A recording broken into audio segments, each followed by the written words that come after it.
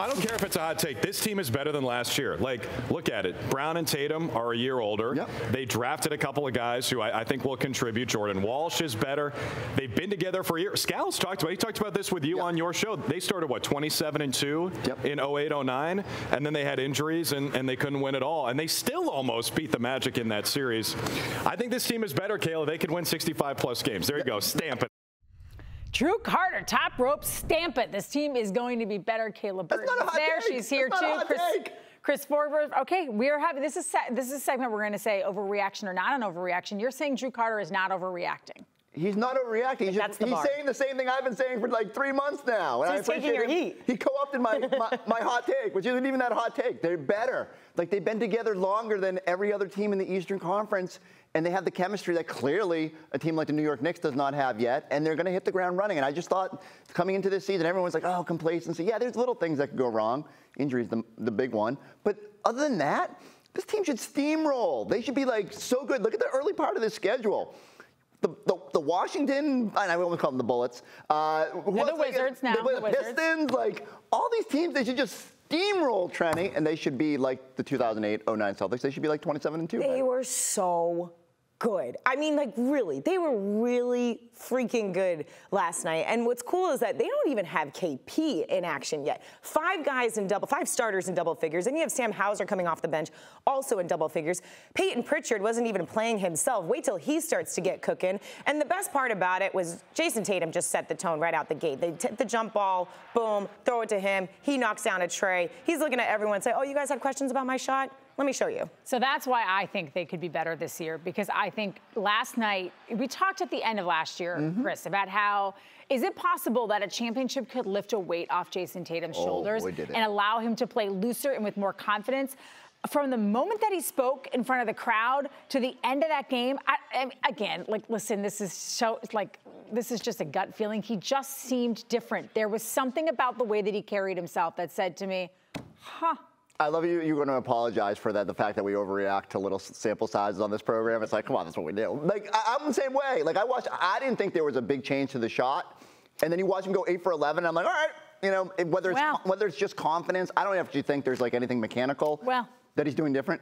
Oh, do we have to set this up first? We're going to go there. We're going to go there because Jason Tatum did go off, as Chris Forsberg just pointed out, for 37 points, 14 of 18 shooting, including 8 of 11 from three-point land. Kevin O'Connor putting this out on social media, quote, Jason Tatum's jumper is all the way fixed. Overreaction! About to have the best season of his entire career, end quote. So last week, for those of you maybe who didn't tune in, we talked about if Jason Tatum had fixed his shot, because that's the words he used and he talked about. And then I got yelled at by these two for being negative about the Celtics. Thank you, Kevin O'Connor. Okay, the man shoots what was it? 20 what percent from the three? 28.2%. 28.2% from the three in the postseason. Okay, not great. But does that mean, oh, his shot's horrible, it's broke, it has to be fixed, there's a hitch, there's a, you know, like, sure, can you work on it? Can you tweak it a little? Okay, but now all of a sudden the media, you know, we all see him go out there and have a 37-point game and hit 6 threes in the first half, and we're like, oh, no, he's back, he's good.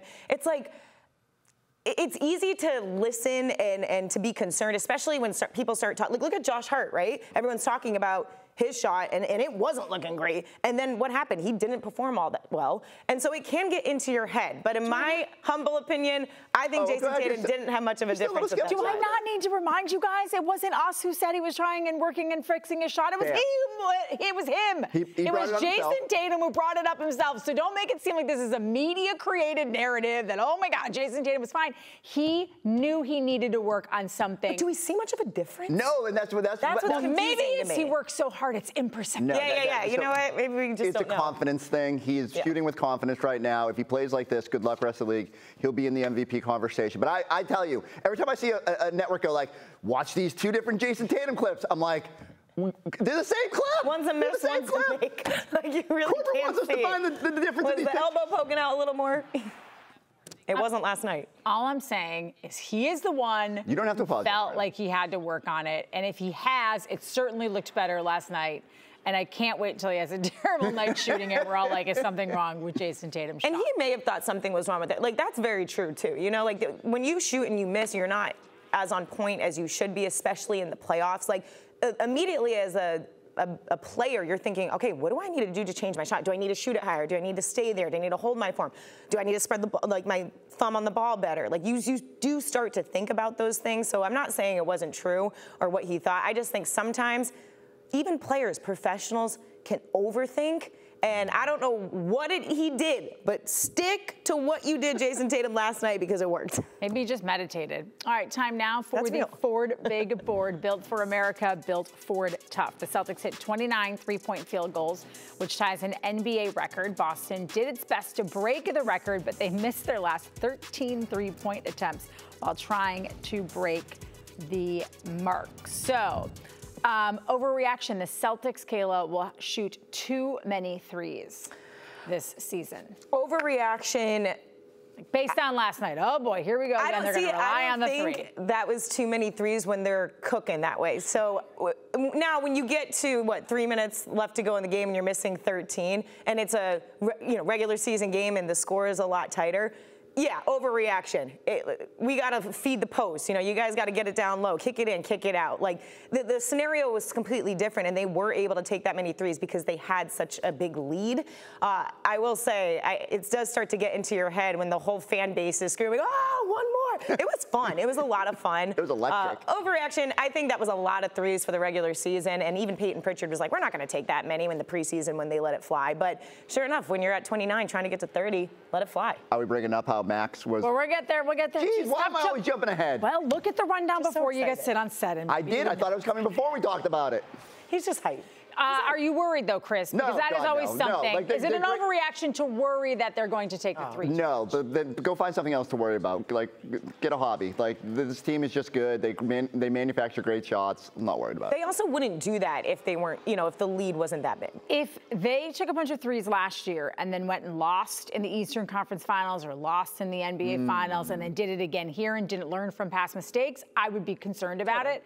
But similar to what Kayla said, like, if your shot's falling, why not keep taking the shot that is falling? But what will worry me is if in 2 games from now, they take it over and over and over when they don't maybe drive to the bucket, try to draw a foul, do something different when it's not working. But when it's a problem, we'll overreact. When it's a problem. But I think right now, if you're hitting the shot, just hit the shot. But if the biggest problem is for Joe Mazzulla to look his team in the eyes and say, hey, we need to not shoot or miss 13 threes when we're up by, 20-plus points to get the record, like, that's a good problem to have. Yes. Speaking of that, Chris, this is for you. Not everyone was a fan of the Celtics' quest to break the NBA record for threes in a game. Here is Cedric Maxwell as the C's tried, in real time, as the C's tried to break the mark.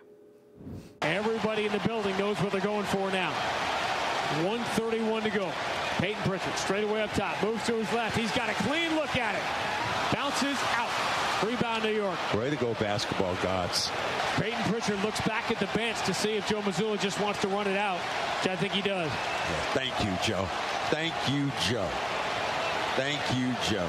Thank you, Joe. All right. Everyone knows Cedric Maxwell is one of my favorite people on the planet, but said, come on.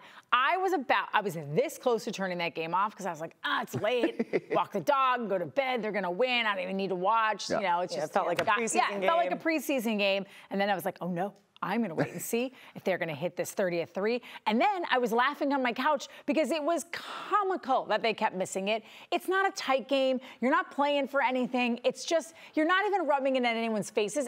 There became a point where they missed so many in a row, the step back. That it was like, whatever. Like, I did feel bad for Jordan Walsh because he hit like the bottom of the net, like a total air ball. And I was like, I would have liked you at least to hit the rim. It should have been Jordan Walsh to break it. Like after the tough summer league, great preseason. But here's the funny thing. Like, and same deal. We have to preface this with we love Max. He was on the floor after the game screaming, social media! Social media, we would have never known these things back in the day. He was mad that, like, the fans knew. Right. And we're chanting about it because, like, we're all aware of everything in the world now. And it actually made that moment better. When the fans were chanting one more three, it was hilarious. Like, I mean, there was... What else are you going to cheer for in a total blowout 100%. game when your bench guys are playing? Like, when Pritchard was dribbling the ball up the court, both the one he missed and dribbling out the clock, the Garden was rumbling. Yeah. Because people wanted to see history. Yeah. So, like... It's okay to have some fun sometimes. Now, I will say that and preface this with, when Rondo was chasing stupid assists back in the day, it was the dumbest thing ever, and I was so mad at it, and I was screaming at my TV, and Doc Rivers enabled it, and I hated it. But this was fun. and I'm allowing this one. It was fun. I mean, the energy in that arena was amazing, and that's what you want to start off the season. When you do the early work, you're getting that great lead against the Knicks. When Al Horford absolutely swaps the crap out of Karl Anthony Towns, are you kidding me? Like, what better way to start the season? So yeah, I think Joe Mazzulla did a good job of kind of letting them play free. Peyton Pritchard actually had some pretty good looks. You saw him off that dribble, had wide open shot. Those are shots that these guys can hit. It's more of the Tillman that got me, where he's doing a step back, little fadeaway. I was like, all right, let's regroup. But they had fun. It was entertaining. It was Gino time.